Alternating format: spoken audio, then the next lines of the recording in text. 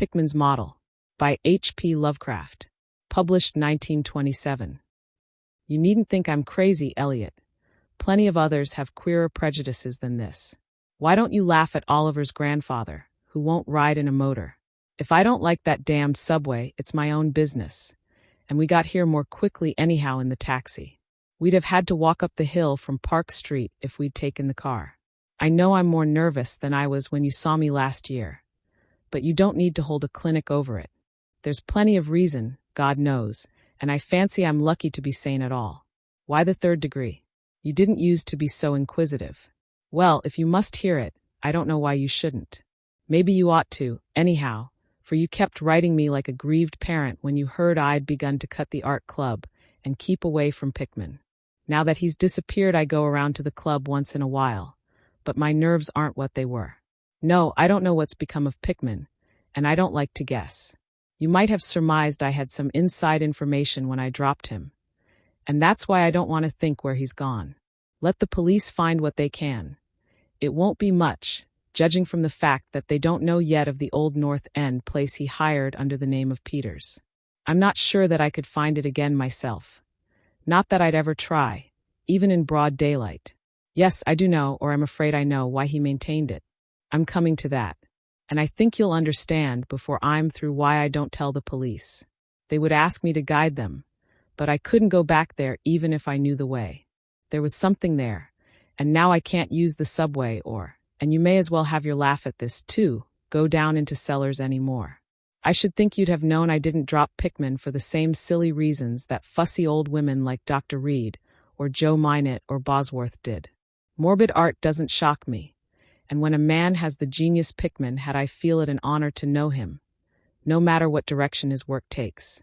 Boston never had a greater painter than Richard Upton Pickman. I said it at first, and I say it still, and I never swerved an inch, either, when he shooed that ghoul feeding. That, you remember, was when Minott cut him. You know, it takes profound art and profound insight into nature to turn out stuff like Pickman's. Any magazine cover hack can splash paint around wildly and call it a nightmare or a witch's Sabbath or a portrait of the devil. But only a great painter can make such a thing really scare or ring true. That's because only a real artist knows the actual anatomy of the terrible or the physiology of fear. The exact sort of lines and proportions that connect up with latent instincts or hereditary memories of fright, and the proper color contrasts and lighting effects to stir the dormant sense of strangeness. I don't have to tell you why a Fuseli really brings a shiver, while a cheap ghost story frontispiece merely makes us laugh. There's something those fellows catch, beyond life, that they're able to make us catch for a second. Dorr had it. Syme has it. Angarola of Chicago has it. And Pickman had it as no man ever had it before or, I hope to heaven, ever will again. Don't ask me what it is they see. You know, in ordinary art, there's all the difference in the world between the vital, breathing things drawn from nature or models and the artificial truck that commercial small fry reel off in a bare studio by rule. Well, I should say that the really weird artist has a kind of vision which makes models, or summons up what amounts to actual scenes from the spectral world he lives in. Anyhow, he manages to turn out results that differ from the pretender's mince-pie dreams in just about the same way that the life painter's results differ from the concoctions of a correspondence school cartoonist. If I had ever seen what Pickman saw. But no. Here, let's have a drink before we get any deeper. Gad, I wouldn't be alive if I'd ever seen what that man, if he was a man, saw. You recall that Pickman's forte was faces. I don't believe anybody since Goya could put so much of sheer hell into a set of features or a twist of expression. And before Goya, you have to go back to the medieval chaps who did the gargoyles and chimeras on Notre Dame and Mont Saint-Michel. They believed all sorts of things. And maybe they saw all sorts of things too, for the Middle Ages had some curious phases. I remember you're asking Pickman yourself once, the year before you went away, wherever in thunder he got such ideas and visions. Wasn't that a nasty laugh he gave you? It was partly because of that laugh that Reed dropped him. Reed, you know, had just taken up comparative pathology and was full of pompous inside stuff about the biological or evolutionary significance of this or that mental or physical symptom. He said Pickman repelled him more and more every day, and almost frightened him toward the last. that the fellow's features and expression were slowly developing in a way he didn't like, in a way that wasn't human. He had a lot of talk about diet, and said Pickman must be abnormal and eccentric to the last degree. I suppose you told Reed, if you and he had any correspondence over it, that he'd let Pickman's paintings get on his nerves or harrow up his imagination. I know I told him that myself. Then. But keep in mind that I didn't drop Pickman for anything like this. On the contrary, my admiration for him kept growing, for that ghoul feeding was a tremendous achievement. As you know, the club wouldn't exhibit it, and the Museum of Fine Arts wouldn't accept it as a gift. And I can add that nobody would buy it, so Pickman had it right in his house till he went. Now his father has it in Salem. You know, Pickman comes of old Salem stock, and had a witch ancestor hanged in 1692.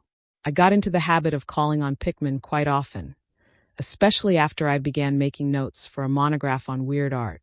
Probably it was his work which put the idea into my head, and anyhow, I found him a mine of data and suggestions when I came to develop it.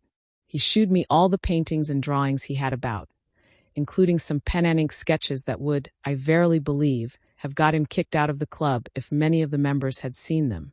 Before long, I was pretty nearly a devotee, and would listen for hours like a schoolboy to art theories and philosophic speculations wild enough to qualify him for the Danvers Asylum.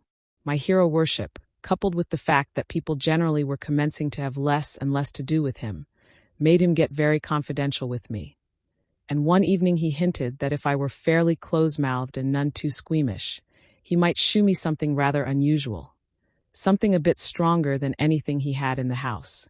You know, he said, there are things that won't do for Newbury Street, things that are out of place here, and that can't be conceived here, anyhow.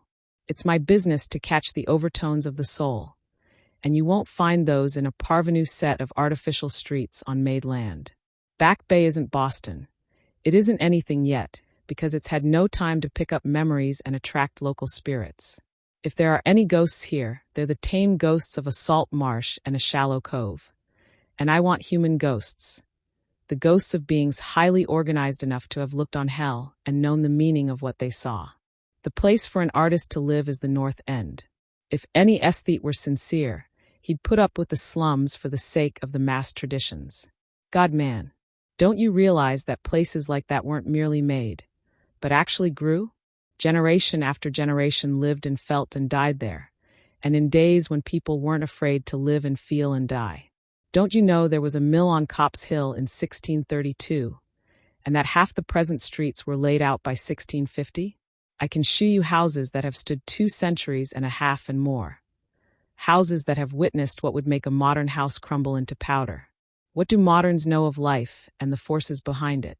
You call the Salem witchcraft a delusion, but I'll wage my 4 times great-grandmother could have told you things. They hanged her on Gallows Hill, with Cotton Mather looking sanctimoniously on. Mather, damn him, was afraid somebody might succeed in kicking free of this accursed cage of monotony. I wish someone had laid a spell on him or sucked his blood in the night. I can shew you a house he lived in, and I can shew you another one he was afraid to enter in spite of all his fine bold talk. He knew things he didn't dare put into that stupid Magnalia, or that puerile wonders of the invisible world. Look here. Do you know the whole North End once had a set of tunnels that kept certain people in touch with each other's houses, and the burying ground, and the sea?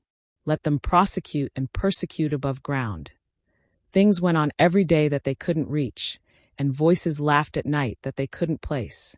Why, man, out of 10 surviving houses built before 1700, and not moved since, I'll wager that in 8 I can shew you something queer in the cellar.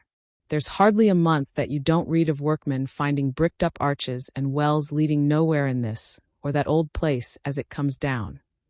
You could see one near Henchman Street from the elevated last year. There were witches and what their spells summoned, pirates and what they brought in from the sea, smugglers, privateers. And I tell you, people knew how to live and how to enlarge the bounds of life in the old times. This wasn't the only world a bold and wise man could know, faw. And to think of today in contrast, with such pale pink brains that even a club of supposed artists gets shudders and convulsions if a picture goes beyond the feelings of a Beacon Street tea table. The only saving grace of the present is that it's too damned stupid to question the past very closely. What do maps and records and guidebooks really tell of the North End? Bah! At a guess, I'll guarantee to lead you to 30 or 40 alleys and networks of alleys north of Prince Street that aren't suspected by 10 living beings outside of the foreigners that swarm them. And what do those Dagos know of their meaning?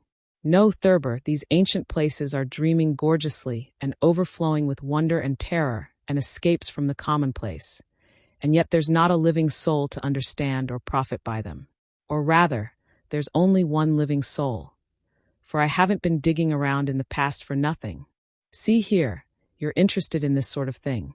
What if I told you that I've got another studio up there, where I can catch the night spirit of antique horror and paint things that I couldn't even think of in Newbury Street? Naturally, I don't tell those cursed old maids at the club, with Reed, damn him, whispering even as it is that I'm a sort of monster bound down the toboggan of reverse evolution. Yes, Thurber, I decided long ago that one must paint terror as well as beauty from life, so I did some exploring in places where I had reason to know terror lives. I've got a place that I don't believe 3 living Nordic men besides myself have ever seen. It isn't so very far from the elevated as distance goes, but it's centuries away as the soul goes. I took it because of the queer old brick well in the cellar, one of the sort I told you about. The shack's almost tumbling down, so that nobody else would live there, and I'd hate to tell you how little I pay for it. The windows are boarded up, but I like that all the better, since I don't want daylight for what I do. I paint in the cellar, where the inspiration is thickest, but I've other rooms furnished on the ground floor. A Sicilian owns it, and I've hired it under the name of Peters. Now if you're game, I'll take you there tonight. I think you'd enjoy the pictures, for as I said, I've let myself go a bit there. It's no vast tour. I sometimes do it on foot, for I don't want to attract attention with a taxi in such a place. We can take the shuttle at the South Station for Battery Street, and after that the walk isn't much. Well, Elliot, there wasn't much for me to do after that harangue, but to keep myself from running instead of walking for the first vacant cab we could sight. We changed to the elevated at the South Station, and at about 12 o'clock had climbed down the steps at Battery Street and struck along the old waterfront past Constitution Wharf. I didn't keep track of the cross streets, and can't tell you yet which it was we turned up, but I know it wasn't Greenough Lane. When we did turn, it was to climb through the deserted length of the oldest and dirtiest alley I ever saw in my life, with crumbling-looking gables, broken small-paned windows, and archaic chimneys that stood out half disintegrated against the moonlit sky. I don't believe there were 3 houses in sight that hadn't been standing in Cotton Mather's time. Certainly I glimpsed at least 2 with an overhang, and once I thought I saw a peaked roofline of the almost forgotten pre-gambrel type, though antiquarians tell us there are none left in Boston. From that alley, which had a dim light, we turned to the left into an equally silent and still narrower alley with no light at all, and in a minute made what I think was an obtuse angled bend toward the right in the dark. Not long after this, Pickman produced a flashlight and revealed an antediluvian 10-paneled door that looked damnably worm-eaten. Unlocking it, he ushered me into a barren hallway with what was once splendid dark oak paneling. Simple, of course, but thrillingly suggestive of the times of Andrus and Phipps and the witchcraft. Then he took me through a door on the left, lighted an oil lamp, and told me to make myself at home. Now, Elliot, I'm what the man in the street would call fairly hard-boiled. But I'll confess that what I saw on the walls of that room gave me a bad turn. They were his pictures, the ones he couldn't paint or even shoe in Newbury Street. And he was right when he said he had let himself go. Here, have another drink. I need one anyhow. There's no use in my trying to tell you what they were like, because the awful, the blasphemous horror, and the unbelievable loathsomeness and moral fautor came from simple touches quite beyond the power of words to classify. There was none of the exotic technique you see in Sidney Syme, none of the trans-Saturnian landscapes and lunar fungi that Clark Ashton Smith uses to freeze the blood. The backgrounds were mostly old churchyards, deep woods, cliffs by the sea, brick tunnels, ancient paneled rooms, or simple vaults of masonry. Copp's Hill burying ground, which could not be many blocks away from this very house, was a favorite scene. The madness and monstrosity lay in the figures in the foreground, for Pickman's morbid art was preeminently one of demoniac portraiture. These figures were seldom completely human, but often approached humanity in varying degree. Most of the bodies, while roughly bipedal, had a forward slumping and a vaguely canine cast. The texture of the majority was a kind of unpleasant rubberiness. Ugh, I can see them now. Their occupations. Well, don't ask me to be too precise. They were usually feeding, I won't say on what. They were sometimes shown in groups in cemeteries or underground passages, and often appeared to be in battle over their prey, or rather their treasure trove. And what damnable expressiveness Pickman sometimes gave the sightless faces of this charnel booty. Occasionally the things were shown leaping through open windows at night, or squatting on the chests of sleepers, worrying at their throats. One canvas shewed a ring of them baying about a hanged witch on Gallows Hill, whose dead face held a close kinship to theirs. But don't get the idea that it was all this hideous business of theme and setting which struck me faint. I'm not a 3-year-old kid, and I'd seen much like this before. It was the faces, Elliot, those accursed faces, that leered and slavered out of the canvas with the very breath of life. By God, man, I verily believe they were alive. That nauseous wizard had waked the fires of hell in pigment, and his brush had been a nightmare-spawning wand. Give me that decanter, Elliot. There was one thing called the lesson. Heaven pity me, that I ever saw it. Listen. Can you fancy a squatting circle of nameless dog-like things in a churchyard teaching a small child how to feed like themselves? The price of a changeling, I suppose. You know the old myth about how the weird people leave their spawn in cradles in exchange for the human babes they steal. Pickman was shewing what happens to those stolen babes, how they grow up. And then I began to see a hideous relationship in the faces of the human and non-human figures. He was in all his gradations of morbidity between the frankly non-human and the degradedly human, establishing a sardonic linkage and evolution.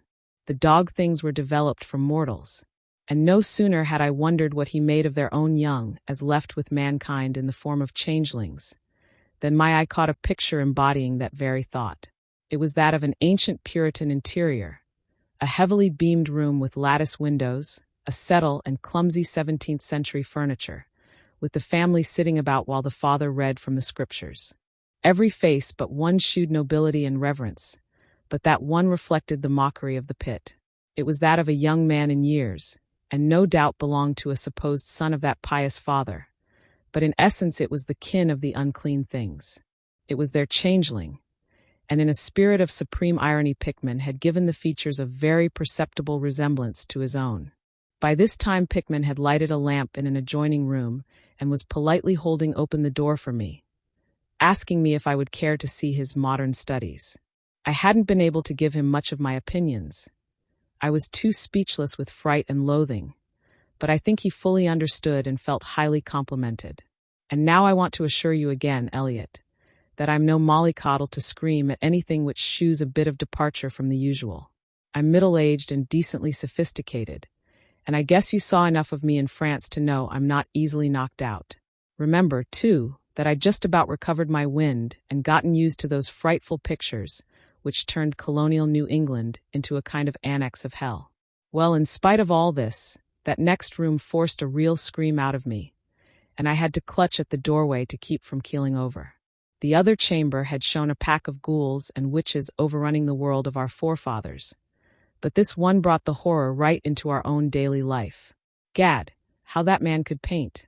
There was a study called Subway Accident, in which a flock of the vile things were clambering up from some unknown catacomb through a crack in the floor of the Boylston Street subway and attacking a crowd of people on the platform. Another shewed a dance on Copp's Hill among the tombs with the background of today. Then there were any number of cellar views, with monsters creeping in through holes and rifts in the masonry and grinning as they squatted behind barrels or furnaces and waited for their first victim to descend the stairs. One disgusting canvas seemed to depict a vast cross-section of Beacon Hill, with ant-like armies of the mephitic monsters squeezing themselves through burrows that honeycombed the ground. Dances in the modern cemeteries were freely pictured, and another conception somehow shocked me more than all the rest. A scene in an unknown vault, where scores of the beasts crowded about one who held a well-known Boston guidebook and was evidently reading aloud. All were pointing to a certain passage, and every face seemed so distorted with epileptic and reverberant laughter that I almost thought I heard the fiendish echoes. The title of the picture was, "Holmes, Lowell, and Longfellow Lie Buried in Mount Auburn."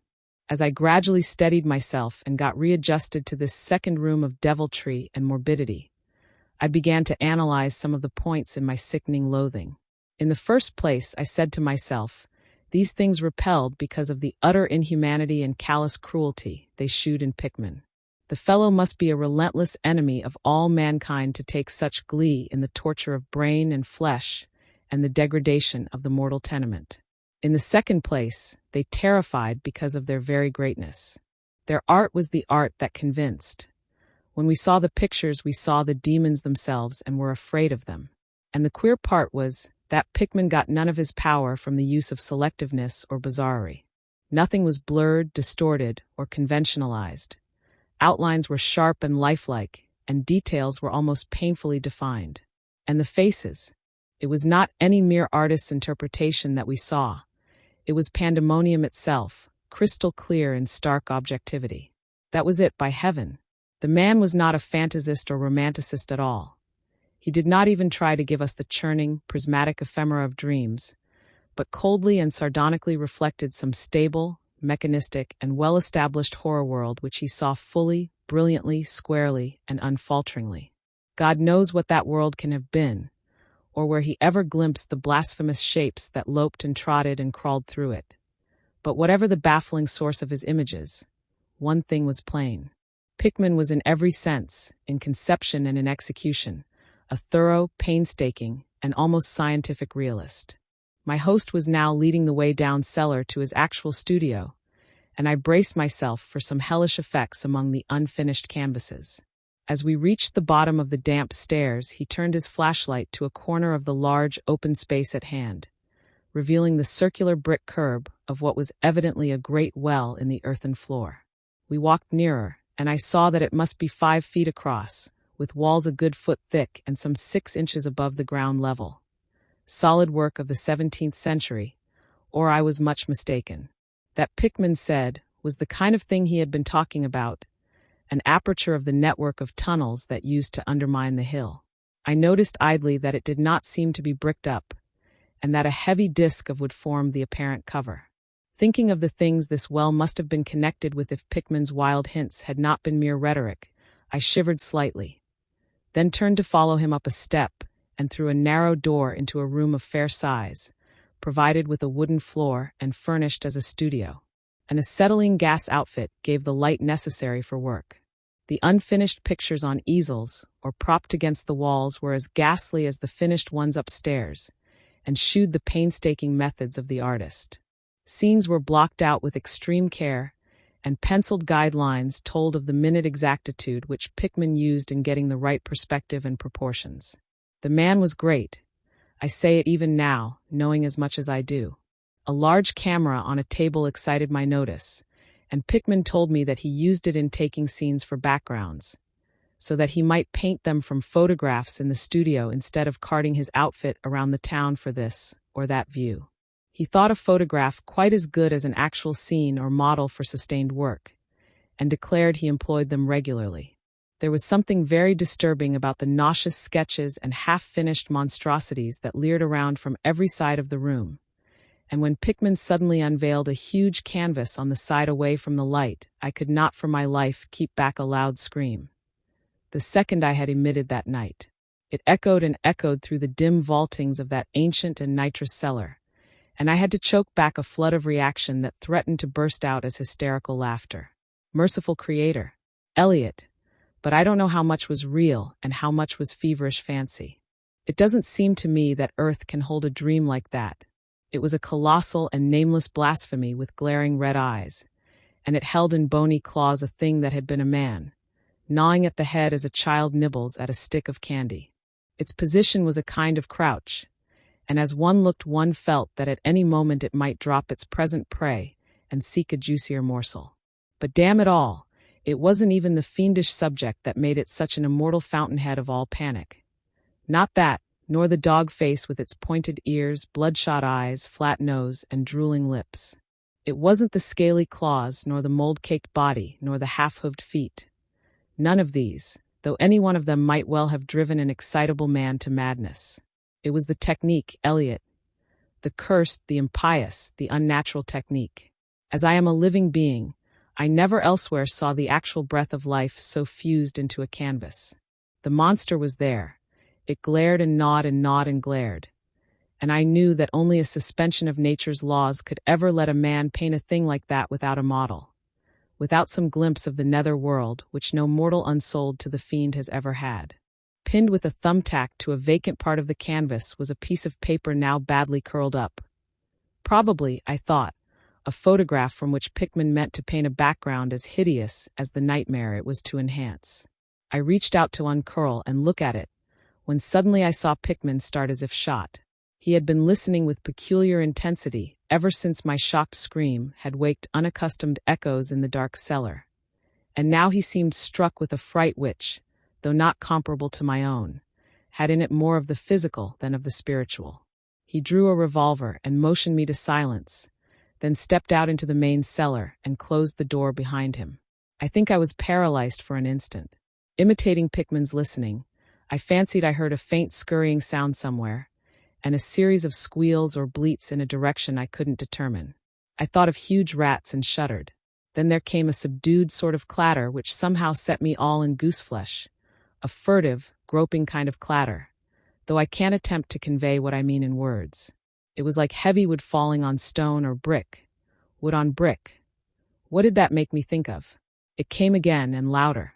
There was a vibration as if the wood had fallen farther than it had fallen before.